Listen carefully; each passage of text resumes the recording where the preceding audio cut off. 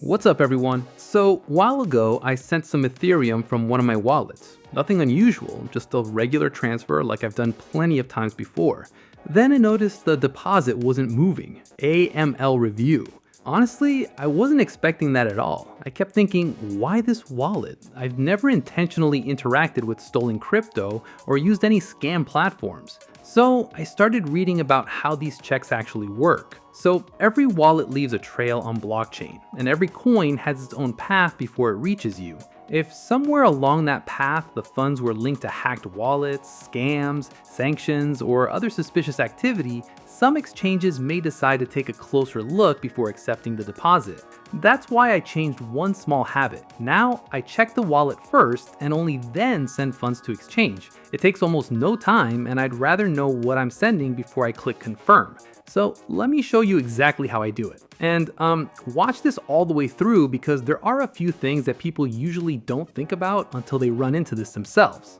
Alright, AML stands for anti-money laundering. Sounds complicated, but the idea is pretty simple. Exchanges use AML screening to understand whether incoming crypto has a transaction history that might require additional review to make it more difficult for stolen assets, hacked funds, fraud, and other illegal transactions to move through the system while giving exchanges more confidence about the funds they receive.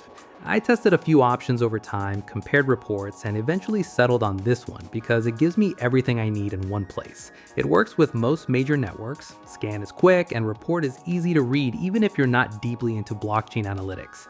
I'll leave the official link in the pinned comment below. So let's scan MetaMask. First, I connect my wallet.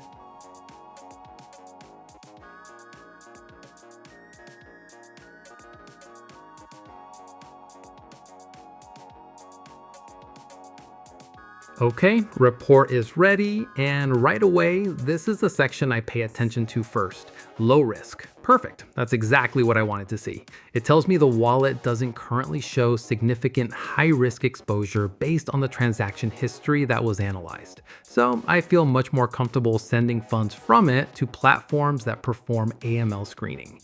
Now let's scroll a little. Here you've got the wallet age, basic transaction activity, source of funds, recent transfers, and finally, compliance summary. If something doesn't look right, this report usually makes it much easier to spot before you move any crypto. So for me, that's really the whole point. I don't want surprises after the transfer has already been sent. I'd rather spend a minute checking the wallet first than spend days dealing with support because a deposit ended up on the review.